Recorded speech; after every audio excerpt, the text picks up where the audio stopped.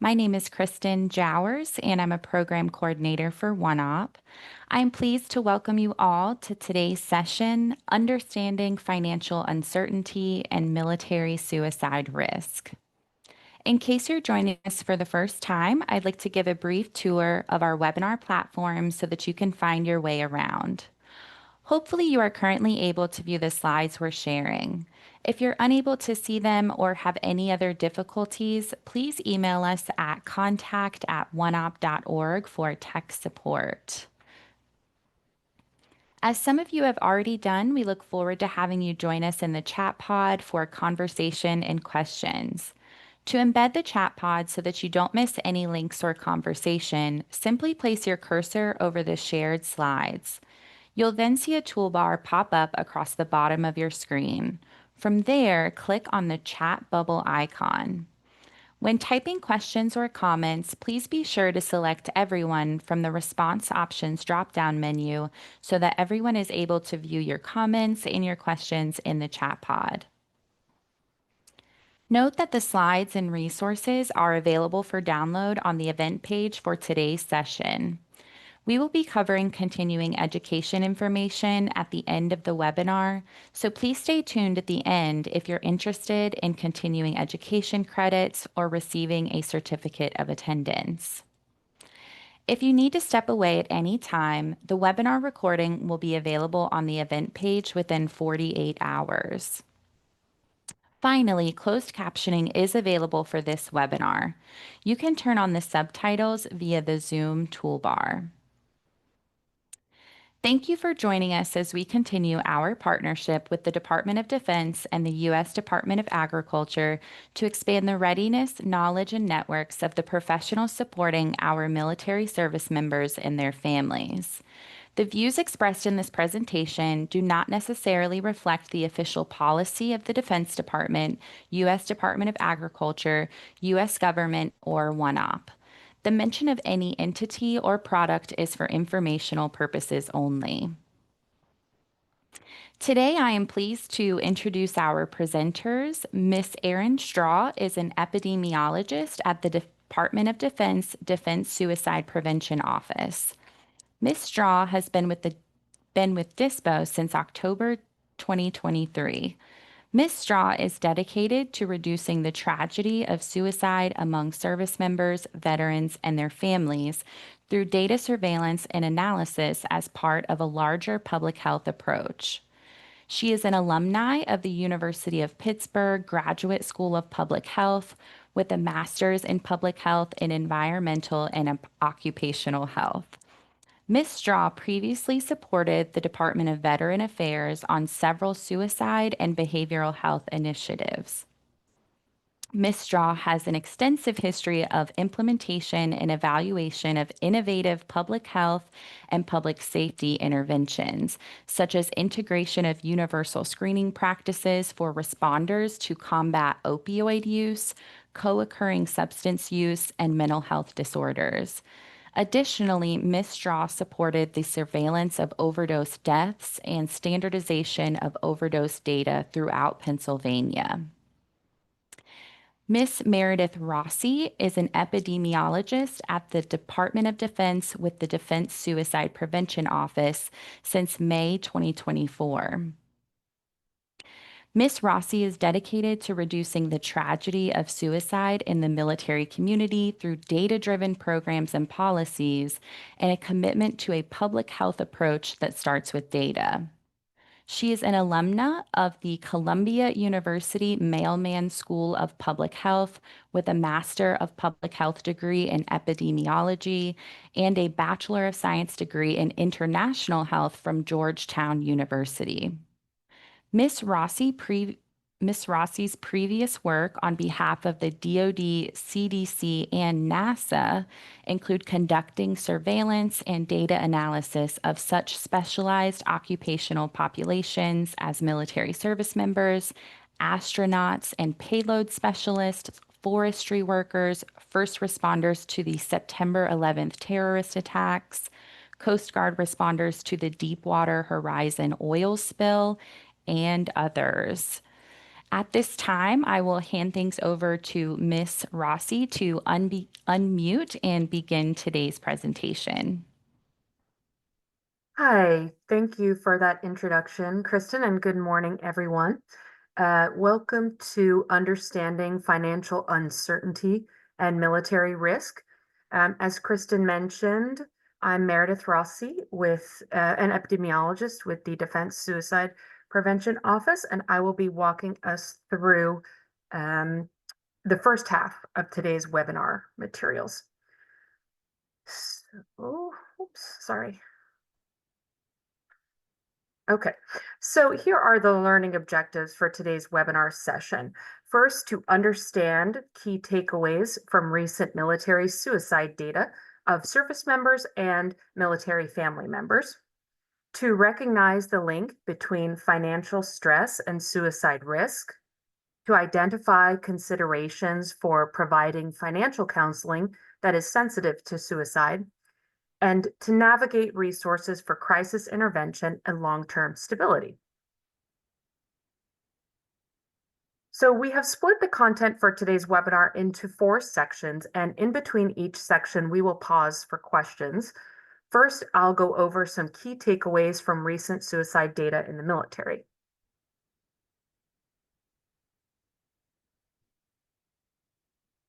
Each year, DISPO publishes the annual report for suicide in the military, which is the official source for annual suicide counts and rates for service members and their families.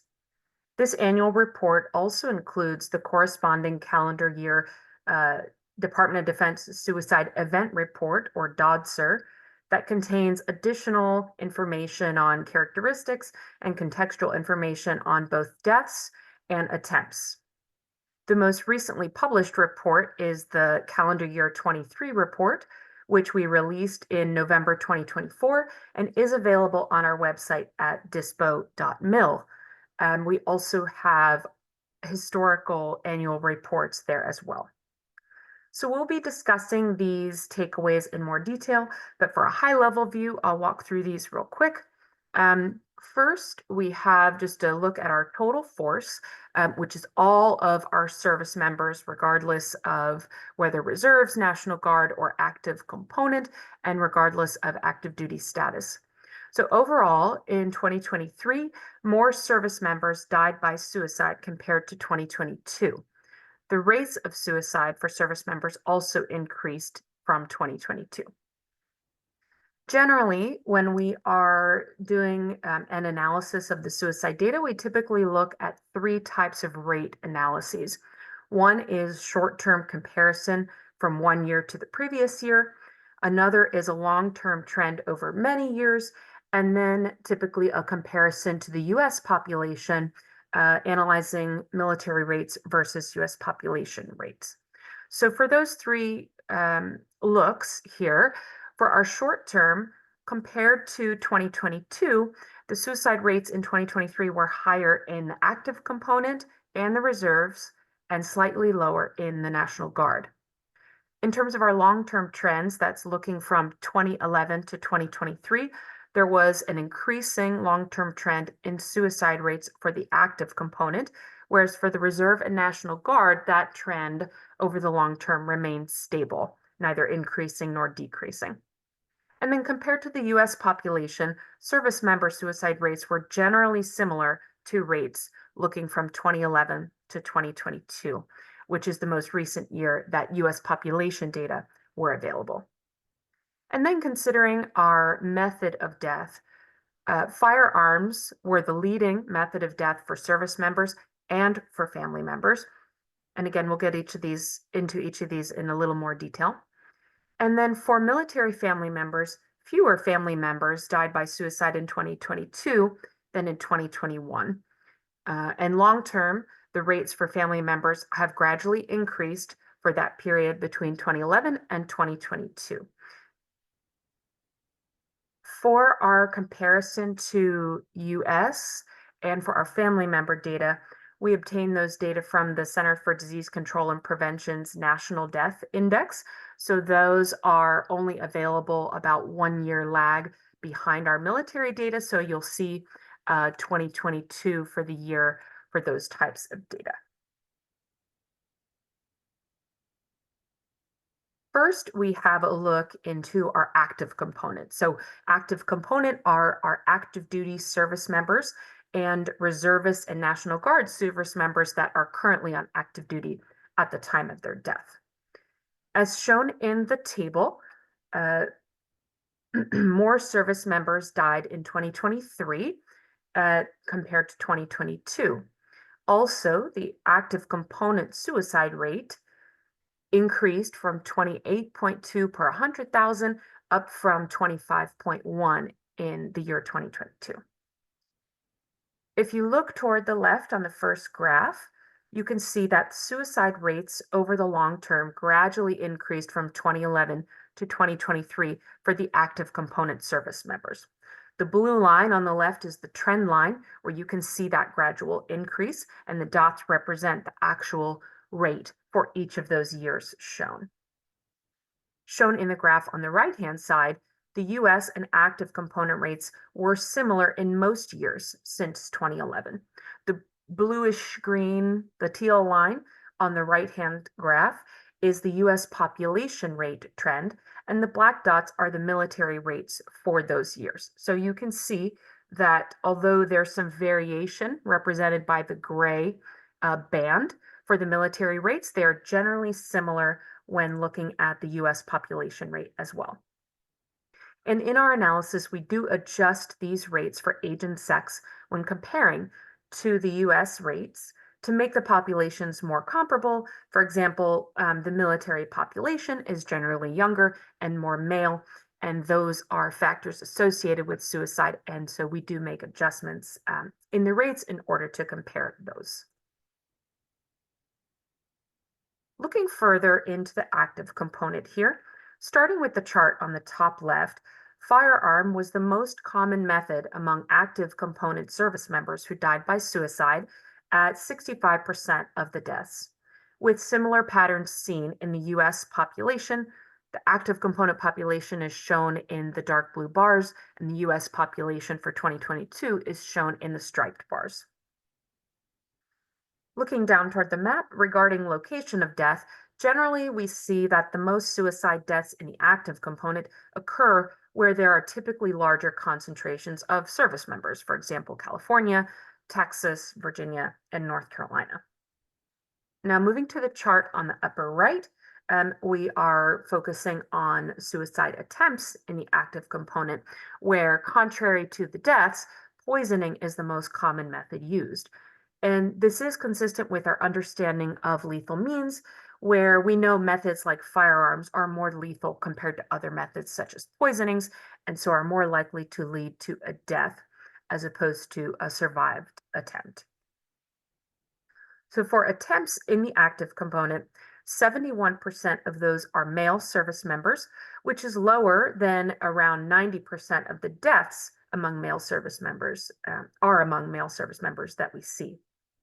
And then in the colored font under reported attempts by service, you can see the number of attempts by service branch. And although the Air Force looks to have a higher number of attempts here, we also know that Air Force is very good at reporting suicide attempts. And so these numbers do reflect that increased reporting as well.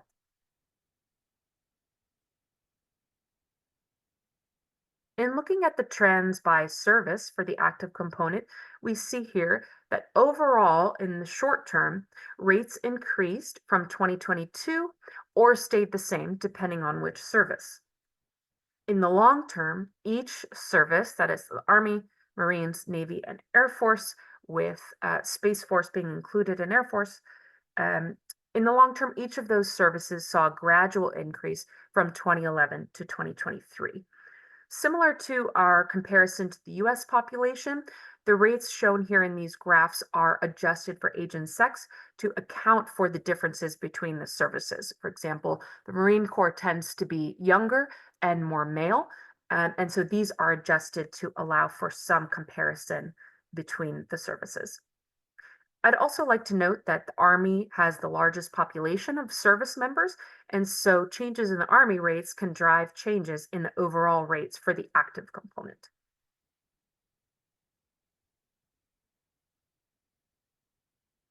Switching over to the reserve component, which includes reservists and National Guard service members not on active duty.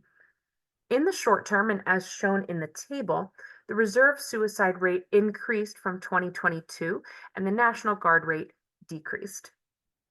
Now, looking at the two line graphs, both show that the long-term trend for the reserves on the left-hand side and the National Guard on the right-hand side remains stable since 2011. That blue line is representing that stable trend line, neither increasing over time nor really decreasing over time. Compared to the US population, which is not shown here in the graphs themselves, the Reserve and National Guard rates were largely similar to the US population rates in that same time period, except for a couple years throughout where the National Guard rate was higher in the early 2010s. And the demographics of the reserve component service members who died by suicide are similar to those in the active component, namely that they're more likely to be young males and to have used a firearm.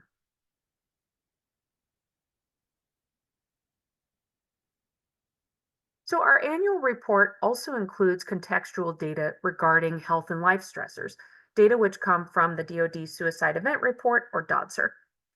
Service members who experienced a suicide event reported difficulties including relationship, workplace, legal or administrative, and or financial problems in the year before suicide.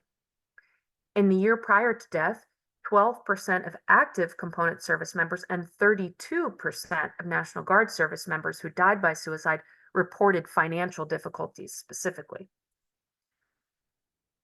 So it's important to note too that experiencing these stressors does not mean that someone is suicidal. These are circumstances that can be addressed before reaching a crisis level.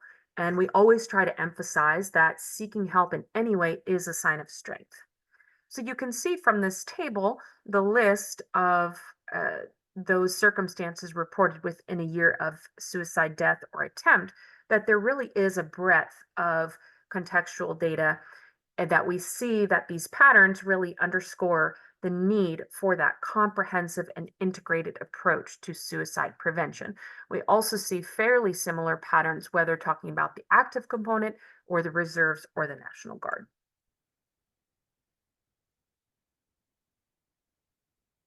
Turning now to our analysis of military family members, which includes spouses and dependents of service members. As I mentioned, these data are from the CDC's National Death Index, so they lag about 1 year behind our military data.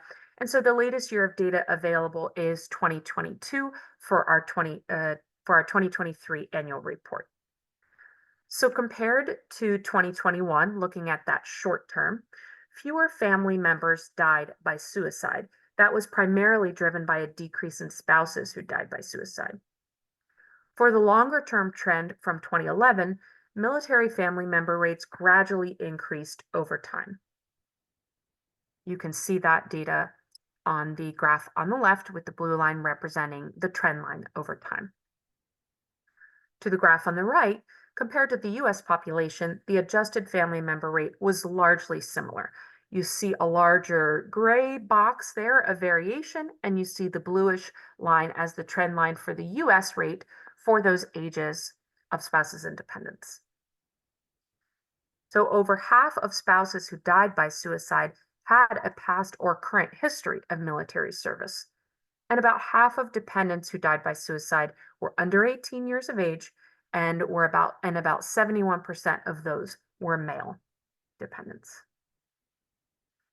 So at this time, I'll pause to check for some questions here before moving on to our next section regarding financial stress and suicide risk. So let me just review some of these here.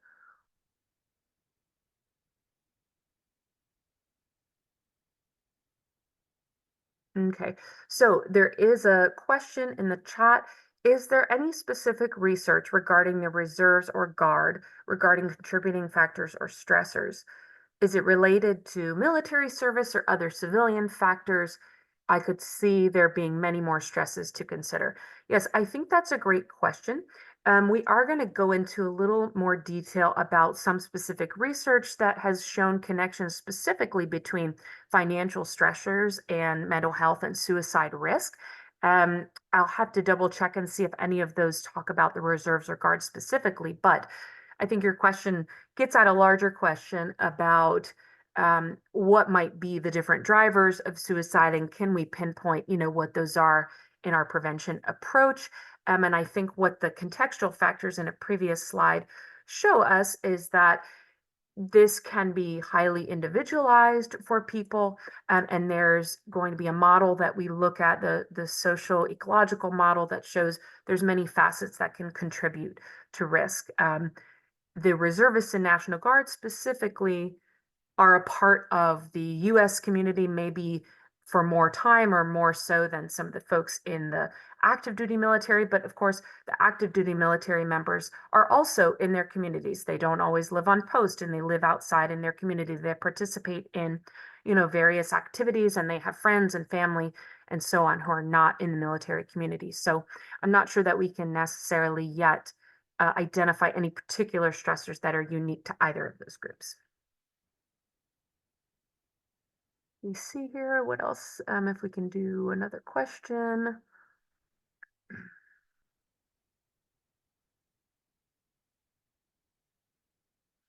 Is there any data concerning family members that died by suicide due to financial stress? We don't have those data here in this slide set, but in our annual report, we do explore some of the other characteristics that we see in the family members, but we don't really have the level of detail for those deaths that we do for the military population. That's in part, again, because we get the family member data from the CDC. And though they do not collect such in-depth data about those circumstances in the year before the death, as we do with the military data through our DODSR. So not sure if maybe we have time for one more of these real quick.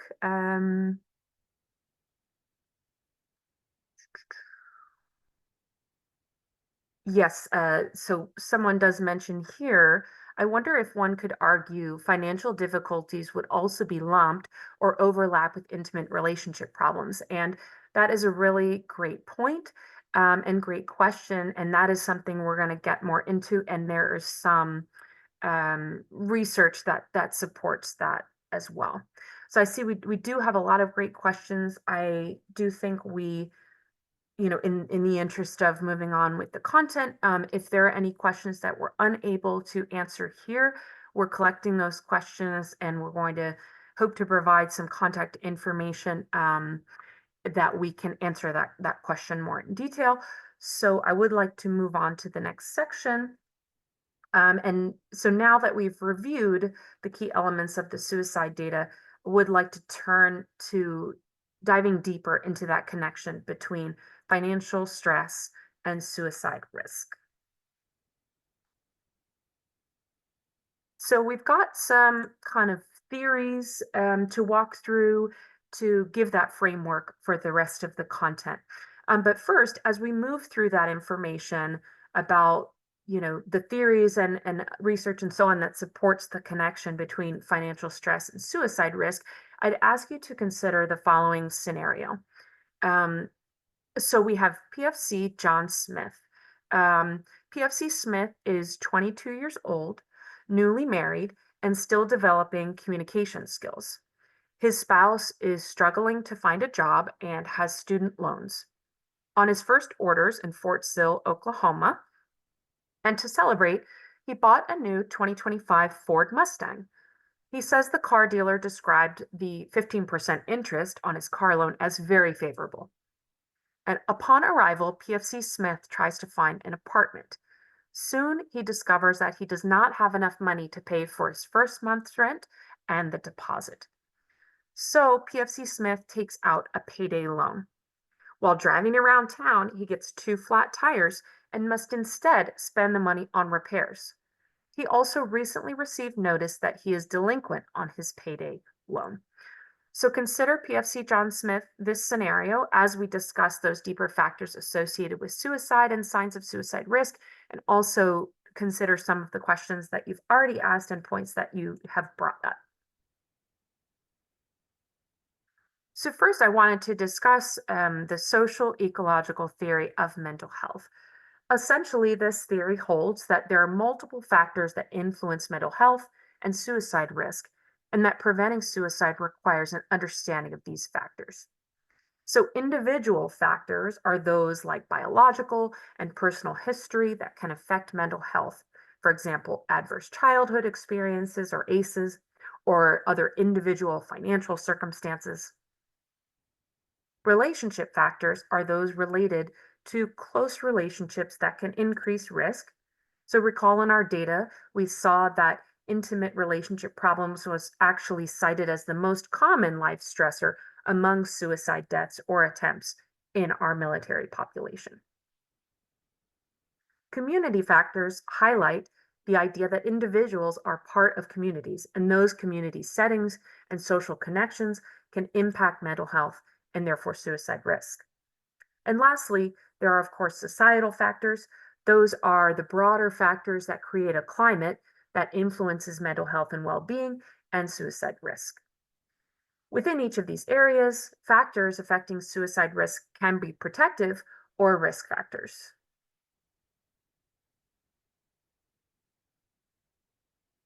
Focusing first on risk factors, or those situations or problems that can increase the risk of suicide. We have some examples here under each of those social ecological areas. So, first, individually, one might have a previous suicide attempt, which can increase risk.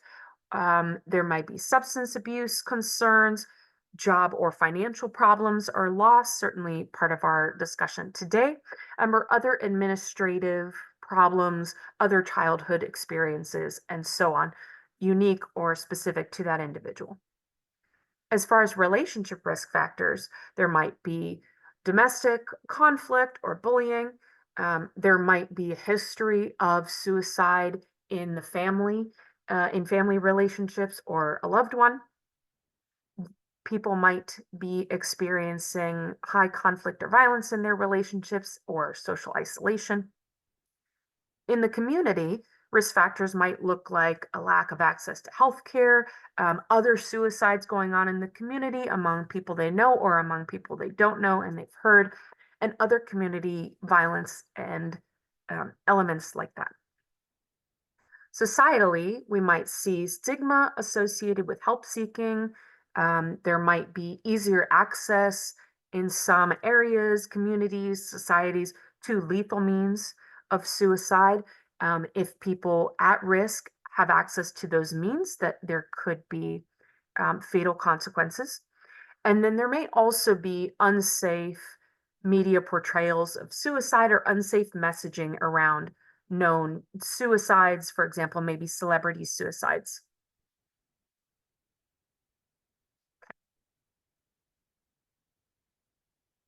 So many of these, as someone mentioned in the chat, essentially, many of these social ecological factors are intertwined. In particular, financial and relationship stressors may overlap and become very intertwined, creating a complex framework of factors for an individual. So, for example, financial stress has been linked to poorer relationship quality. Relationships that have healthy communication can protect against the negative effects of financial stress. And then in the converse, having financial concerns can contribute to relationship stress, including that partners perceive more negative behaviors from their partner. We have seen that partners who perceived similar financial values are generally better able to communicate about money, which also improves marital satisfaction and relationship stability. And similarly, partners who had different perceived spending patterns tended to have more conflict about finances. So, in keeping with what someone brought up in the chat, you can see that it can get complex in terms of what is affecting which element of a person's life and how those can compound to increase a suicide risk.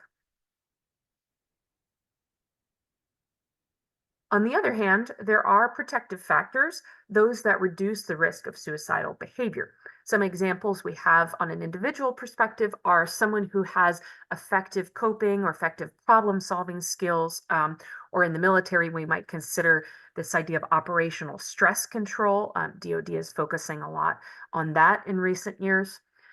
Reasons for living can be something that individuals identify sometimes with the help of a counselor or on their own.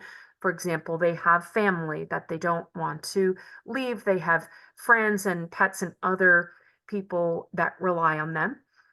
Or perhaps there's a strong sense of cultural identity related to that individual and that joining to reduce the risk.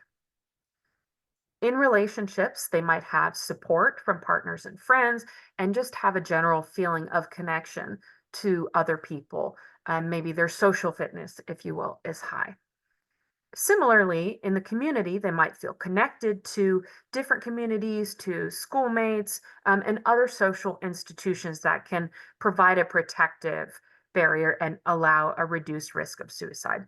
There might also be availability of quality care, maybe behavioral health care, in particular, that can reduce the risk. And societally, perhaps there are reduced access to lethal means or other cultural or religious objections to suicide.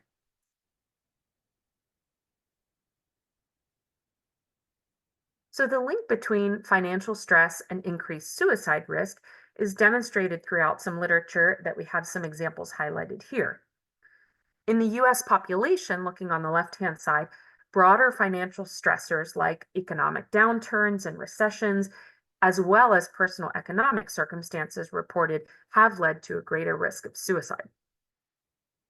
Financial hardship is generally associated with increased rates of suicidal ideation, so much so that it may even suppress the positive impacts of emotional stability. So, we just talked about how some individual protective factors might be that a person has good coping skills and so on, but those can sometimes be eclipsed by financial hardships. In the military population, both financial and legal problems have been shown as risk factors for suicide attempts among both service members and veterans. We saw this also in the data just presented, where financial and legal problems were a common stressor identified that the service member experienced in the year before their suicide death. And then additional research has shown a slight association between financial stress and suicide, a link which also could be compounded by substance abuse or use and the presence of mood disorders as well. So, again, a bit hard sometimes to disentangle the connections between these multiple factors. Furthermore, recent media coverage has highlighted the relationship between financial stress and suicide risk. So, emphasizing, for example, the economic toll of the COVID pandemic and the implications for mental health and suicide risk, the impact of economic recessions of several months on rising mental health issues like anxiety, depression, and suicide, and the impact of debt on mental health, on hopelessness, and the likelihood of a suicide attempt during a financial crisis.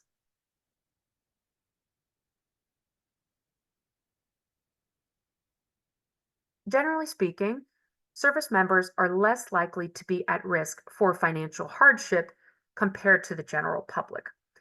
But despite this, still 31% of service members reported at least one financial hardship in a 2024 study. Those financial hardships could include trouble paying bills, pawning off or selling things due to an increased financial need, asking for help from welfare or community organizations, asking for financial help from friends or family, reducing the amount of food they eat because they did not have enough money, and or having debt that they feel unable to get out of and possibly using an emergency loan service. So now I'll pause again for any questions related to this content. Let me check what we have here in the questions.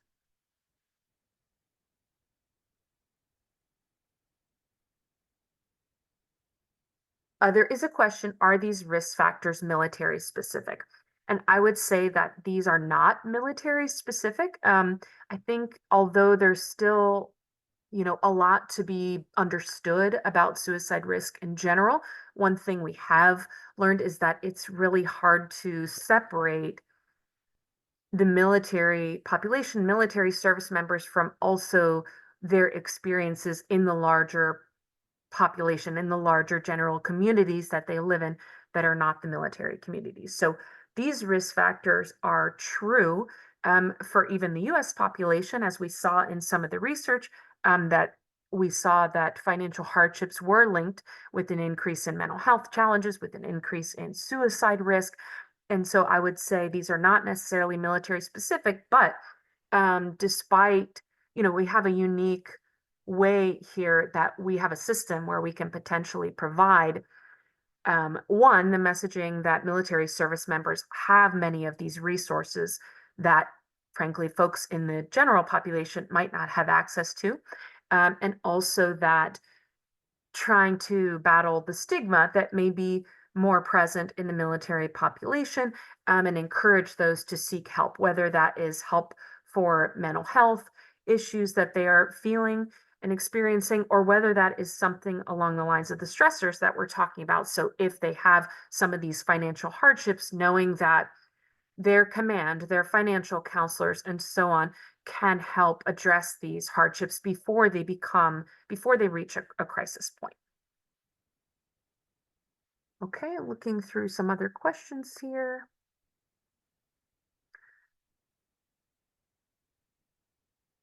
See a question, are there measures or metrics for workplace and financial stressors and assault for reserve members? Can we say that the determinants for active duty reserve civilian are similar? I'm going to go back actually because I think it would help to view this slide to answer this question. Going back to the data a little bit, if you all don't mind. Oh, here we go. Okay. So here, looking back at the service member contextual data, again, this is collected through our DODSR. So a DODSR needs to be completed for each death by suicide among all service members, regardless of component. So here we can see at the top of this table, we've got a couple columns related to the active component, a couple columns related to reserve and National Guard, separated by deaths and attempts. So if we just take intimate relationship problems, for example, we can see that among deaths, it's pretty consistent. About 40-ish to 44% of the suicide deaths cited that within the last year, there were intimate relationship problems. You can also see a similar percentage in the attempts, a bit lower of a percent. But then if we look back down to financial difficulties, which is highlighted, we can see that for the active component, we've got about 12% of the deaths citing financial difficulties in the year prior. But for the National Guard, a higher percentage here. So I think it does depend on what we're looking at. Generally, I would say what we found across the board is that they're fairly similar, but you can see there are some of these pockets of topics and characteristics that may be different. How and why those are different is still something that's hard to pinpoint. And in the case of our reservist and National Guard service members, there are fewer of those people just in that population in general. And so sometimes, like in the reserve where you see here, the columns have the dashes, we don't necessarily have enough people to make a conclusive statement about how different these patterns are, or whether this is something that's due to normal variation, an expected variation within data, or whether it's something that feels like a true difference between, say, the active population and the reserve population. Okay, looking at a couple questions. Think I have about a minute before we move on. So,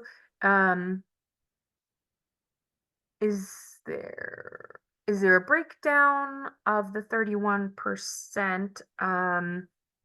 Not sure if the 31% is a reference here, but I will say, is there a breakdown of the 31% based on rank, for example, E6 and below versus higher ranks. I will say generally, we do in our annual report, which again is available for your viewing online at our website, we do break down some of our statistics by rank.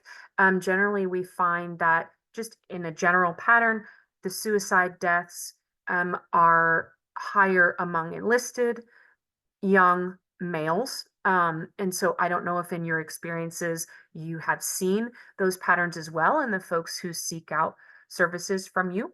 But we don't break all our data down by rank, but we do that in some ways. We don't have that to show here, but we would love for you to peruse our website and look into some of the other analyses we do in our annual report. So I'm going to go forward here back to where we were, and then I would like to turn it over to my colleague, Erin Straw. Let me get here. Okay, so again, we just reviewed these financial hearts. Oh, this is the 31%. So we don't have that broken down by rank. But again, please refer to our annual report, and thank you so much for your attention. And with that, as I said, I'll turn it over to my colleague, Erin.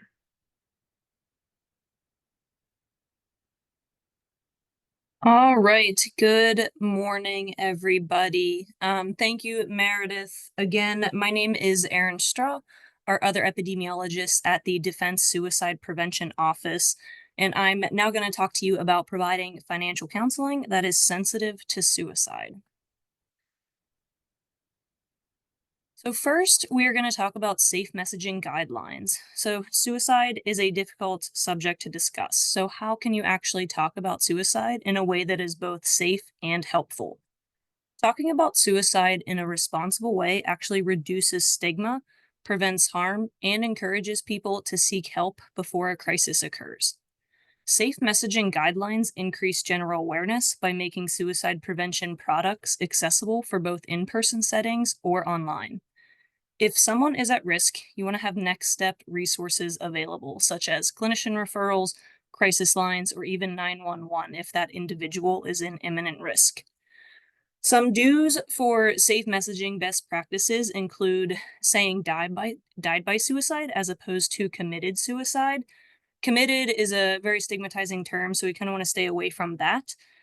We also want to highlight that support is available and effective.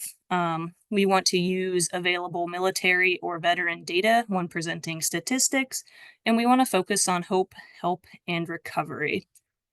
Now, for some don'ts or aspects to avoid when talking about suicide, don't use phrases like successful or failed suicide attempt. We don't want to glorify or sensationalize or normalize suicide. Don't imply that suicide is common or an expected outcome of stress. And please don't describe details such as method or location for a suicide event. So, as financial counselors and professionals supporting our service members, you do have the obligation to inform service members during these conversations of your duty to warn in certain cases. Those cases including harm to self or others for which suicidal thoughts and intents are included. So, you all are in a unique position to recognize and connect service members with support they may not encounter otherwise.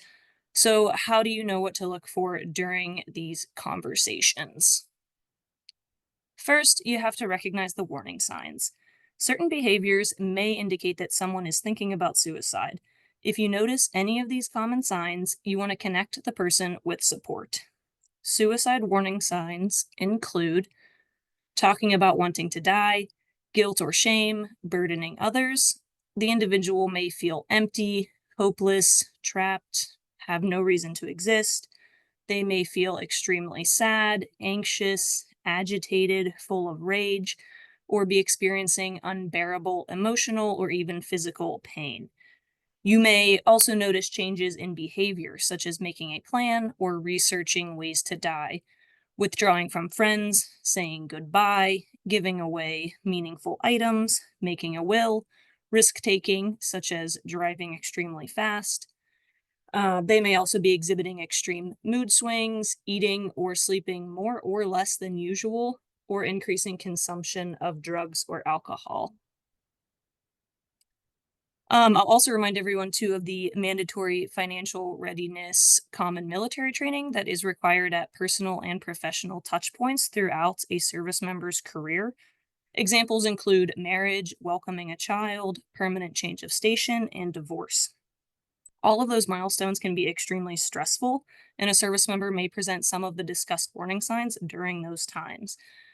If you encounter any of these warning signs, there are steps that you can take immediately if you suspect that a service member or an individual is at an increased risk for suicide. So, what are those steps?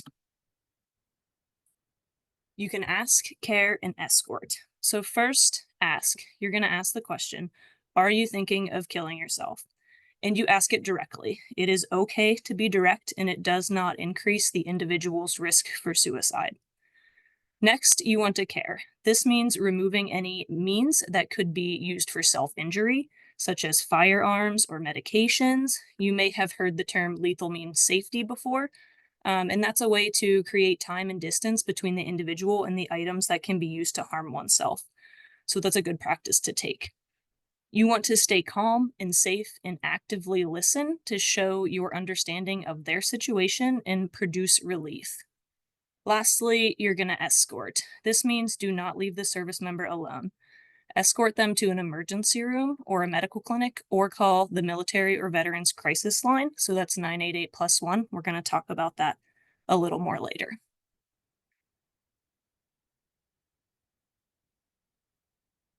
So you are in a unique position to provide financial counseling that is sensitive to suicide. This means you can provide proactive financial support to help reduce stressors that may put a service member at an increased risk for suicide. You can help foster resilience through financial literacy and future planning, and practice ethical and supportive financial counseling. So let's dive into those considerations a little further.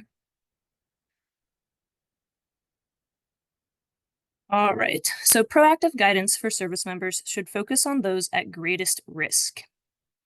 While some service members experience financial distress, research has shown that the majority are also engaging in positive financial behaviors, such as saving for retirement or following a budget.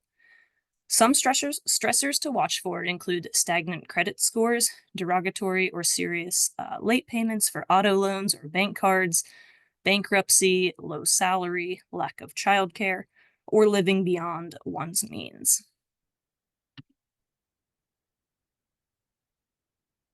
Research has shown that several better benefits to fostering resilience through financial literacy. Programs that improve financial literacy and connect people with resources during economic hardship have been recommended as potential forms of suicide risk reduction. Researchers recommend enhancing existing programs and regulations for service members to prevent financial hardship. It was also found that commanders are effective at identifying at risk soldiers. Unit level monitoring of those in need of assistance could connect service members with existing financial support services. And I'm actually going to go out of order here a little bit because this last point actually ties to one of our first questions in the chat that I saw come through. The question being the military population, regardless of branch, is very difficult to obtain a buy-in with recommendations. So how can we obtain buy-in given that op tempo is the priority? So to this point here, leadership is a huge component that can make a very large impact and ultimately impacts the climate of the unit and the installation, overall. Training is also another huge component.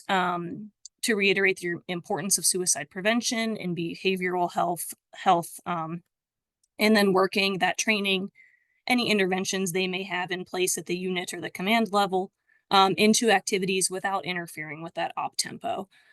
So ultimately, suicide prevention and behavioral help supports the readiness and the overall sort of warrior ethos of those commands and of our service members. So that's really, for example, like an office like us at DISPO, we come in and we help with a lot of these pieces for the local leadership or the commands, however we can help in that way. So leadership is a huge component that can help drive some of this and really get that buy-in for suicide prevention and behavioral health support at that sort of local level, the command level. All right. So I hope that addressed that question a little bit there. Let me get back on track. All right. Lastly, we want to practice ethical and supportive financial counseling. So, as part of its 2022 report on financial literacy and preparedness, the Department of Defense listed best practices to follow for financial education. These include knowing the individual, building on motivation. So, if the service member is already meeting with financial services, there's some motivation there to work with, and you can use that to help. You want to provide unbiased information.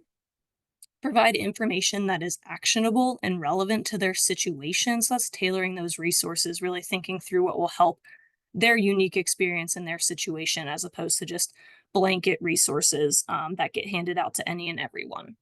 So that's going to help make the situation easier to make good decisions and follow through on those recommendations provided.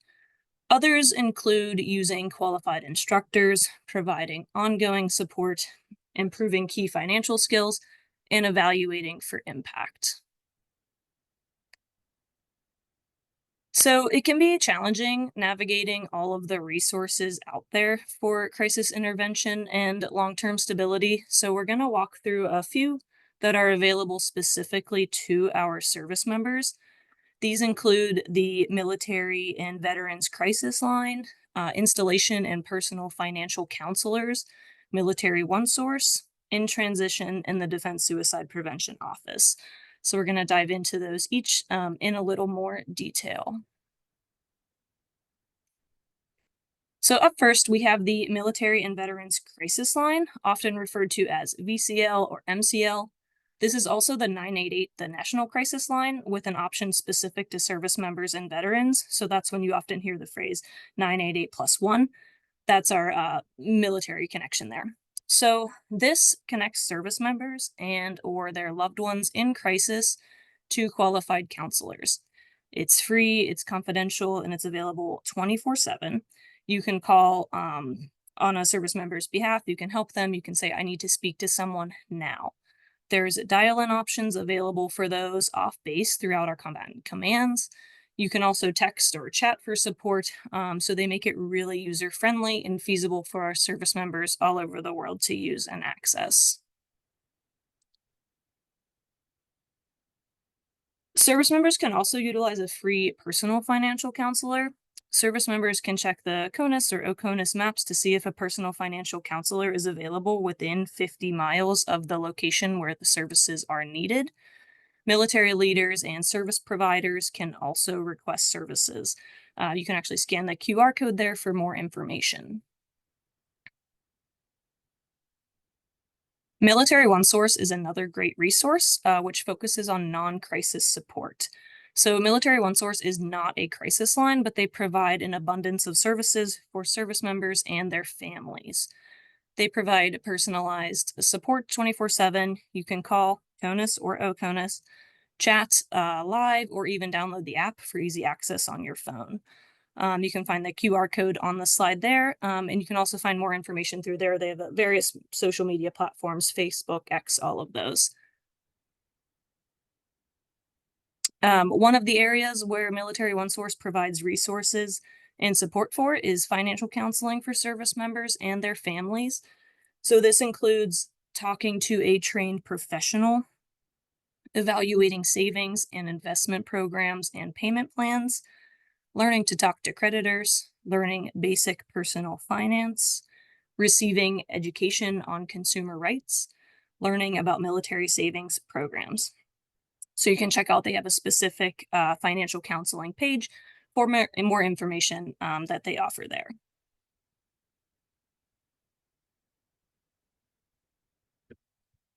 In Transition is a resource that connects service members with follow-on care. Follow-on care specifically, you guessed it, through times of transition. So this is a free confidential program that offers specialized coaching and assistance for active duty service members, National Guard, reservists, veterans, and retirees who need access to mental health care during these times of transition. So times of transition may include relocating to another assignment, returning from deployment, transitioning from active duty to reserve component, or vice versa, preparing to leave the military service, or even transitioning mental health providers or finding a mental health provider for the first time.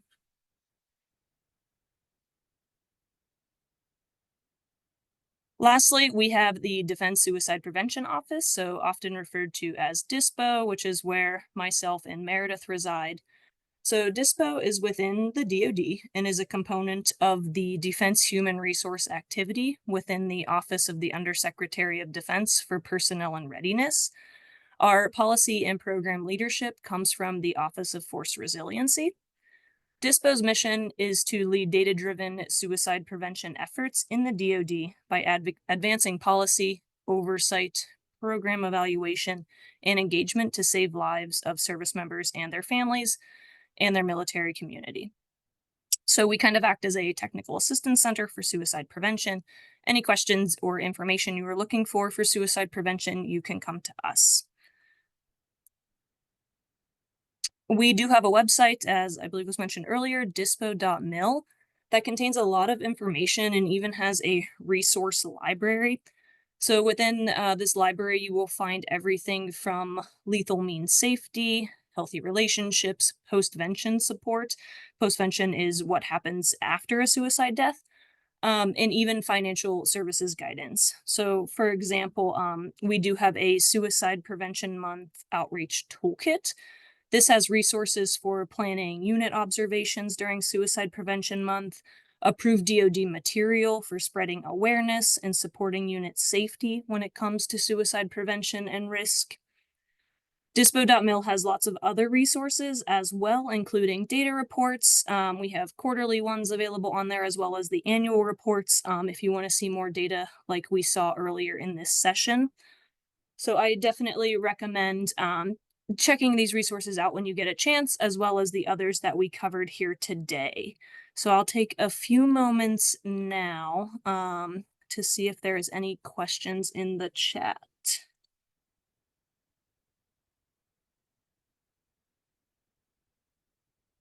Let me see here. Not too many specific to this section. Oh, yes, all of the, okay, so one of the questions, can the resources be used by non-DoD organizations? Yes, everything on dispo.mil is available to the public. So you can download all of those resources, you can access all the reports are available, anything on there. It is not CAC protected or anything like that. So that is open to any and everyone. And if there's not something on there, if you're looking for something, then reach out. If there's a resource that you think would be helpful, you can always reach out to us and we can see. We have team of folks on board that we're always looking for ideas or what might be helpful to support the service members and the folks who support our service members. So I am unsure of the release for a 2025 toolkit. I see that was a question asked in here. We are always working on new material, so that's something we can check with as well. And same thing too, I believe it was mentioned earlier, if there are questions that we don't necessarily get to today, whether it be if it's specific and we don't have the information, please send an email follow up to the email that was in the chat and we'll do our best to get that information for you, or take a closer look at some of them as well. All right.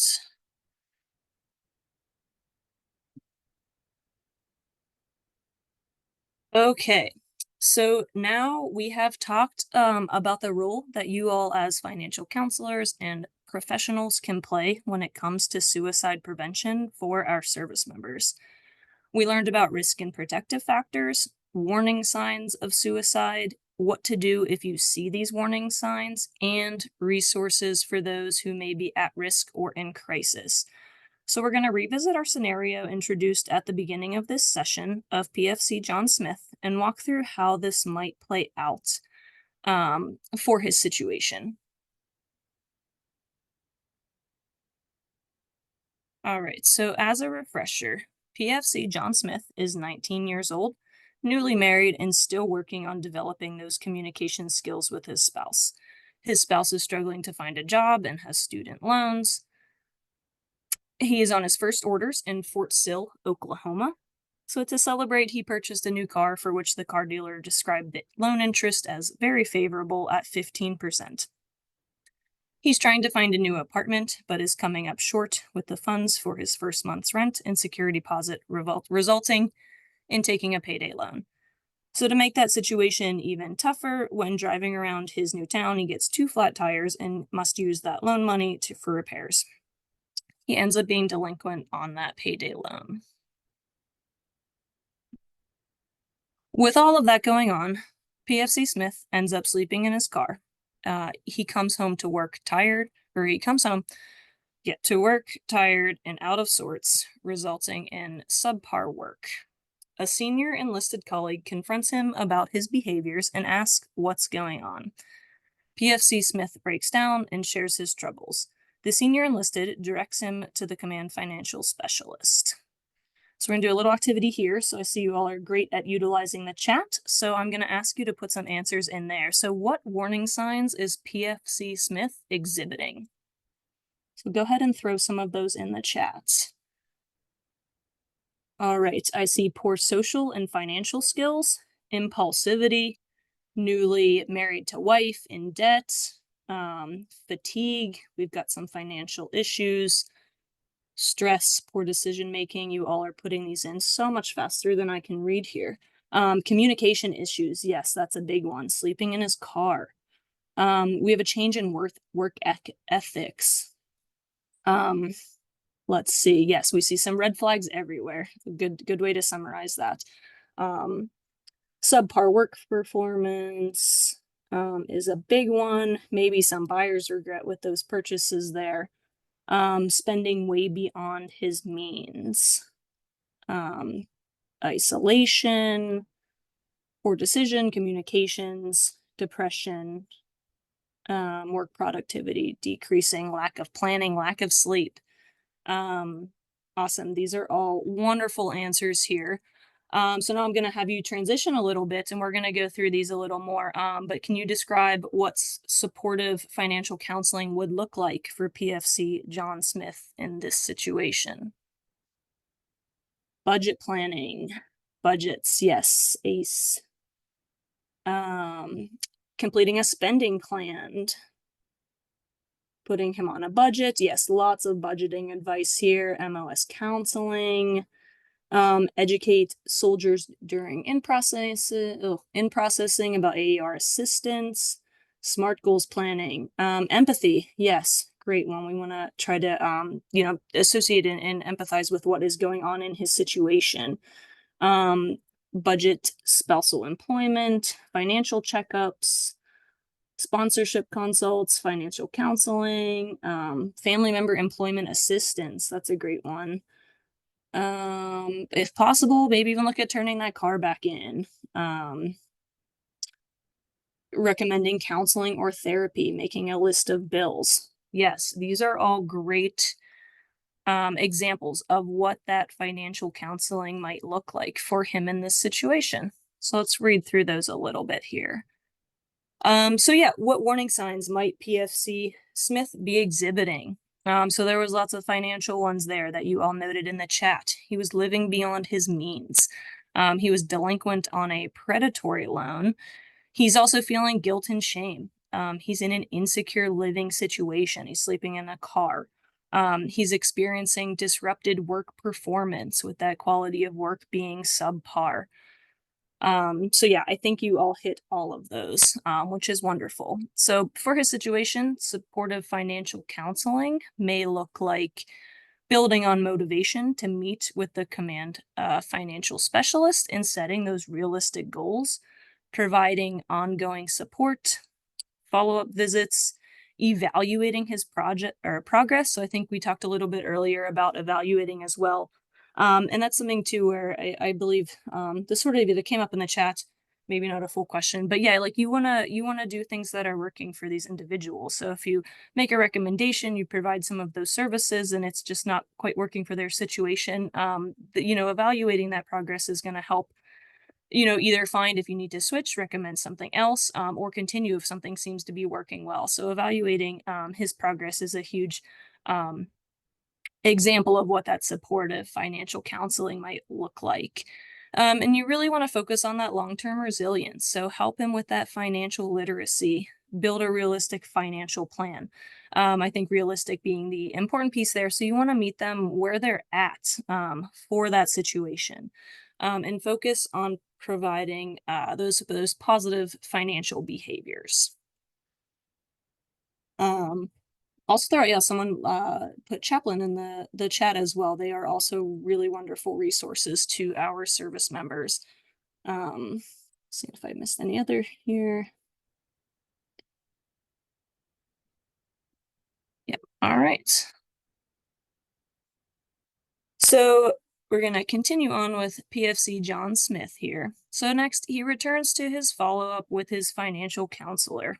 He seems to be in bad shape, detached and quiet. Over the weekend, he and his buddies, they visited a few bars, and before he knew it, he had already gone through much of his savings.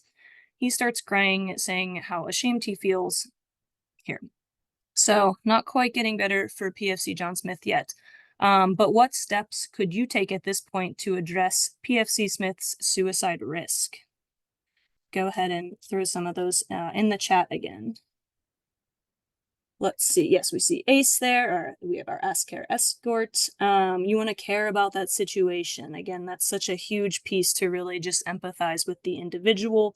Asking directly, again, we know that it's definitely not an easy thing to do. It's uncomfortable, but it really could be at that benefit of the individual to just be direct with that question and asking if they're having suicidal thoughts or they're thinking of harming themselves.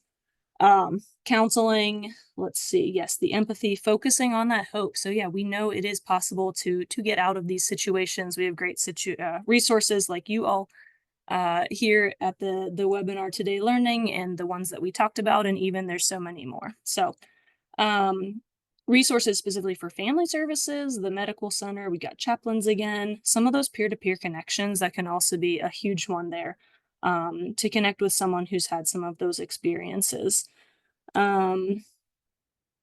Yeah, figuring out maybe some of his past coping skills that have worked well. So that kind of tailors to his unique situation again. This is a great one too, asking about triggers and creating a safety plan. That also kind of gets back to some of the pieces we talked about earlier with some of that lethal means safety. So do they have weapons? Any items that can cause harm? That does include medication around. Do they have a plan to keep those safe, either locked with a gun lock that may be available or not available, or how could you help them get one? So behavioral health resources, mentorship resources, yeah, and maybe check for any of those substance uses to see, we do see that he was out at the bars, so checking on to see if that is an additional factor there and how we might be able to help him. All right, so then lots of great ideas there. How can we engage in a manner then that is sensitive to that suicide risk? All right. Yes, making sure he is part of that safety plan and owning it. I think that's a great point. So again, that's really working with them, understanding that the specific situation, instead of just saying, here's a general safety plan, good luck. Really working with them, and follow up was another one I see here in the chat. So continuing to help see what's working, what's not working, and just continuing to work with him as he progresses through this situation and tries to overcome it here. So, all right. Let's go through a little bit some of our specific examples here.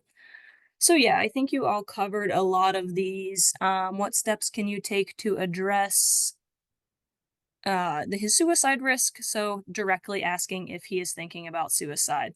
Remember, that is okay to do. That does not increase the risk. Caring about a situation, being empathetic. You can also escort him to a medical support or call the military crisis line. Again, that's the 988+1. You can also engage and listen attentively, focusing on that hope, help, and recovery. It is possible to overcome these feelings and get out of these situations. That's what you want to communicate there. reinforcing that support is available. So you all are now fluent with the abundant resources that we just talked about and some of these skills to provide that support and direct PFC Smith to some of these other resources. And how can we engage in a manner that is sensitive to suicide risk? So alleviating those immediate stressors, we can refer him to a relief society. Explaining PCS allowance entitlements, maybe doing a legal review for his payday loan. You can help him with future planning and education. That might look like talking about, again, some of those available allowances and entitlements that might be there for him. Looking at some on-base resources, such as housing, that might be a better option than an off-base apartment. So also checking out some of the resources we talked about, like Military One Source. So they have some of those financial ones. They also just have pretty much any and every resource you could think of. Again, non-crisis, but there might be something there else that he's looking for.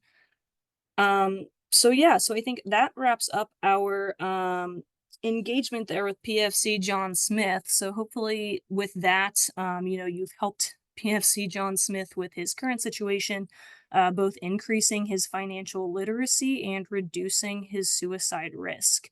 So great job, everybody. Again, the chat is just incredible to see the engagement here. So thank you for that for this practice. And we hope that was helpful in putting some of the items we learned today into action. So I'm going to take another look back at our chat here, go through a few questions if there's any new ones that have come up. Let me see here again. I'm going to peer through some of the data ones as well. Let me see. There's a question actually from earlier that kind of ties to one that also came up more recently. So what is the approximate margin of error for the stats? Meaning, is it difficult to capture all incidents related to finance because a large majority don't disclose those issues or the data can't be attained? Yes, I don't know of the margin of error specifically, but in general, yeah, it can be very difficult to capture all incidents related to finance specifically. We don't generally collect a lot of that finance data directly, but when we're dealing with something like suicide, and especially if you're trying to tie some of these other risk factors or data that may be out there that tie to suicide, overall suicide's kind of a low base rate event, meaning that even, we still tend to be cautious when we do look at these statistics. We're looking at, it was about 500, a little over 500 deaths for 2023. So, it can make doing some of the statistical analysis a little more challenging because we just do want to be cautious not to have statistics that look like it's saying one thing, but may not actually be as accurate or could be misleading. So, we try to be really careful about the numbers we're working with. We actually don't even produce rates if the counts are less than 20, say for for deaths, or whatever population we're looking at, just because it can be, pretty volatile, or just they can vary within that, the confidence intervals there. So we just try to be careful with the numbers we're working with. And also imagine that some of those, they might not recognize that they are like in a financial sort of like distressing situation for them to disclose it. So I imagine that like a lot of other things we do see, it could be underreported as well, but I don't have specific statistics on that.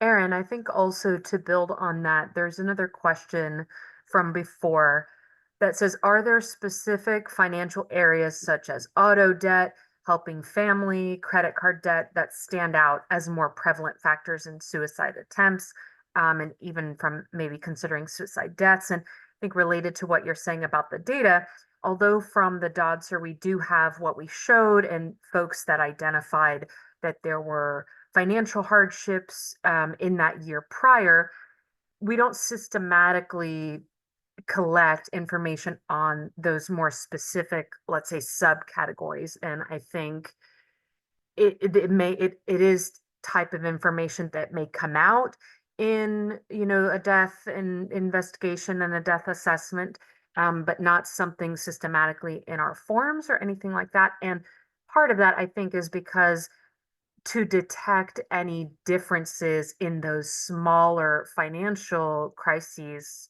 topic areas would be very challenging given the relatively lower numbers that we're talking about that Aaron mentioned. So wanted to address that question there too. All right, thanks so much, Meredith. Great points. Yeah, and I think that also kind of ties back to the how accurate do you believe the 12% stat for financial difficulty is? I see many cases where the command would not be aware of the financial difficulties as the member self-refers to financial counseling. So yeah, and that's one of those other ones. I believe too, if I'm thinking the 12%, that is from the Dodser data, so the suicide event report. So those are reported, they are required for deaths, but they might not always be entered as thoroughly for attempts, like we kind of saw with some of the variation of the different service numbers there. That is also there's a chance that that could be a little underreported, depending on number one, who is entering that Dodser report for the individual, and whether that is, yeah, self-reported. If they are self-reporting to financial counseling, that whoever entered that might not be as aware. So imagine that would be on the lower side for that, just due to the general nature of potential underreporting. Another question here I do see, how do you suggest you ask if they have a substance use problem without them feeling attacked or ashamed? I think too, this is another one that you could probably be pretty direct with, and just ask if they need help with that or if they want other resources. A lot of the resources that we talked about today, so even like with the crisis lines, the VCL, the MCL, or even like Military One Source, they would also have resources there or be able to connect maybe specifically to other resources focusing on substance use. So I think it's totally okay to ask about that, or even if you just wanted to share those resources and say, hey, here's some other resources that you may find helpful if you didn't want to call them out directly for that. But again, imagine it's rather similar, overall behavioral health issue, or a behavioral health consideration similar to the suicide, to just be direct and ask if they want help with anything for a substance use, or anything like that. So let me see here. There are a couple of fairly specific ones to statistics here. It looks like there's a question in the chat on stats on prevention member or measures, specifically regarding financial stressors connected with reducing attempts. Again, it's hard to determine what's working, wondering if there's any guidance on stats on that. We don't have any specifically off the top of my head, but we're going to take these back and we will look into some of these other questions as well to see if we can find anything for you on some of these more specific ones that we don't have available information or data in front of us right now, but we will definitely be happy to take a look. Let me see here. I think that is most of the ones that I myself can answer at this point. So for that right now, we've got a few minutes early. I will turn it back to oh, I do have one more slide here, so bear with me. So I just want to kind of close out here on our end, and then we'll turn it back to the Up One team. But I just want to thank you all again for your time today. We hope you found this helpful and can use what you learned to continue the amazing work you're doing in supporting our service members. So again, my name is Erin Straw. My colleague is Meredith Rossi. We are the epidemiologists at the Defense Suicide Prevention Office. So we are here to help with any data reporting needs or questions you may have regarding military suicide. We also have a lot of other experts at DISPO. They focus on policy, postvention, crisis response, communications, and evaluation. So if you have any questions related to suicide prevention, please don't hesitate to reach out. If we can't help you ourselves, we can definitely connect you to someone who can. So just thank you again for your time today. Have a great rest of your week. Thank you. Thank you so much, Miss Straw and Miss Rossi, and to all of you who have joined us on today's call for your engagement. I saw folks answering each other's questions in the chat pod, even sharing email addresses and resources, and it's amazing to see all of you connecting and sharing your professional experiences, some personal experience, and just helping each other in the chat. There have been so many great resources linked throughout today's presentation.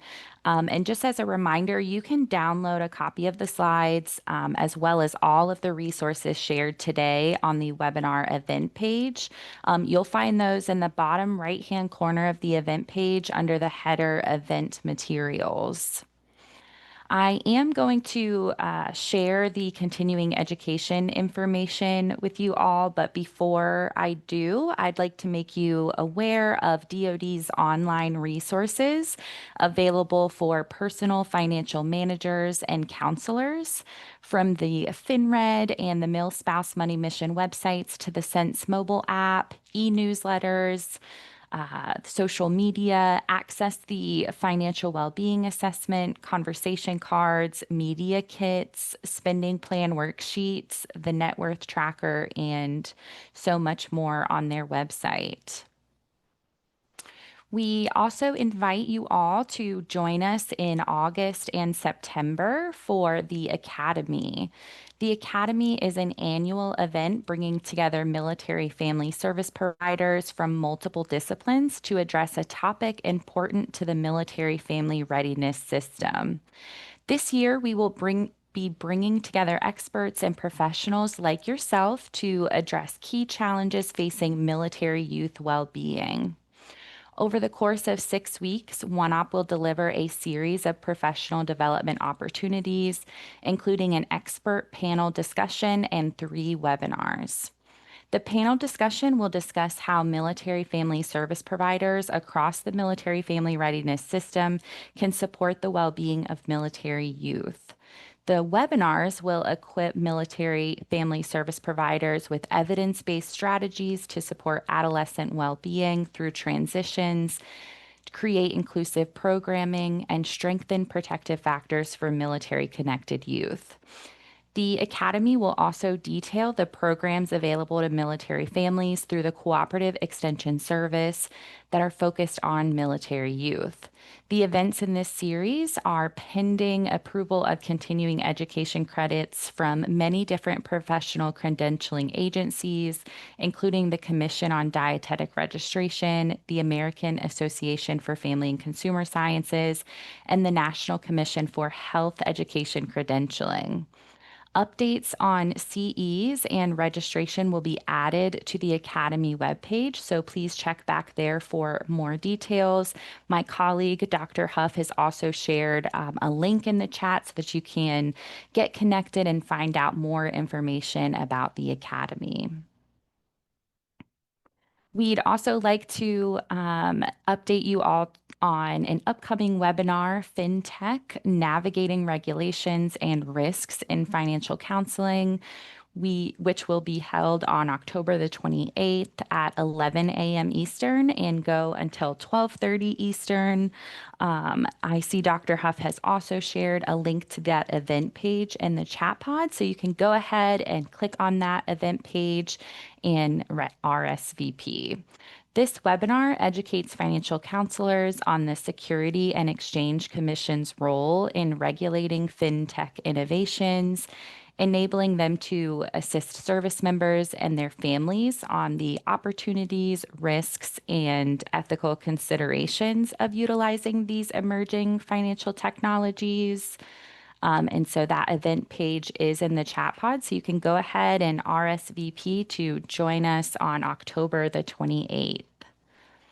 Our current session is approved for 1.5 continuing education credits from the organizations on this slide: the American Association for Family and Consumer Sciences, the Association for Financial Counseling and Planning Education, the National Council on Family Relations, the Center for Financial Certifications. OneOp certificates of attendance are also available. For those wanting to obtain CE credits, Dr. Huff has shared a direct link to the webinar evaluation in the chat. If you're watching the recording, you can also access this survey by navigating to the event page and clicking on that purple continuing education button.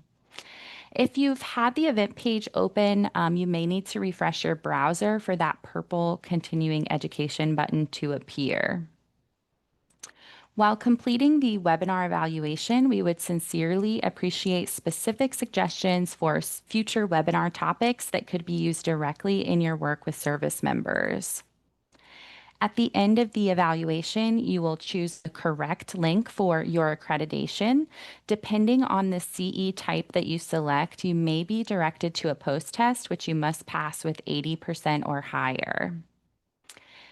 That certificate will be sent to you by email, so be sure to click all the way through to the end to receive that certificate. Some email providers will direct the certificate to your spam folder, so check there if you have not received the certificate within 48 hours. And if you have questions about CEs, please email us at ce@oneop.org. As always, we welcome you to visit our website, oneop.org, to access free CE opportunities, blogs, and other resources. We invite you to sign up for our mailing list and to follow us on social media, including Facebook, LinkedIn, and YouTube for daily resources and OneOp programming updates. We will leave the slides up for just a moment so that you can collect any links that you may need from the chat. As a reminder, the recording will be available on the event page in the next 48 hours in case you'd like to go back and review anything and so that you can share this important information with your colleagues.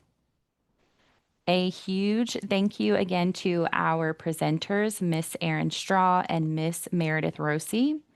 And thank you all so much for joining us today.